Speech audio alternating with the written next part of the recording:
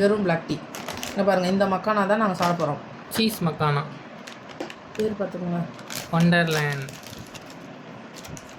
பரணா கனவே நிஜமாக இதை கேட்டுகிட்டே இருப்பேன். ஏக்கங்கள் தீத்தாயே. எள்ளு தூணா மாதிரி இருக்குல்ல, எள்ளு இது பண்ண மாதிரி, தூவி விட்ட மாதிரி. இதுதான் மக்கானா.